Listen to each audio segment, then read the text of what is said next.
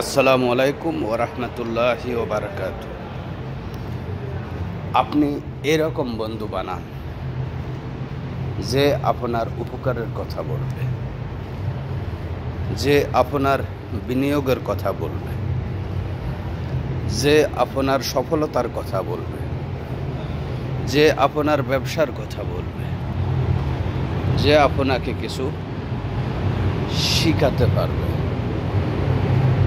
এবং যার অনেক স্বপ্ন আছে, তার স্বপ্নে আপনাকে গড়ে তুলবে এবং আপনিও সেও তো গড়ে উঠেই, কিন্তু আপনাকেও উপরে ওঠার জন্য চেষ্টা করবে।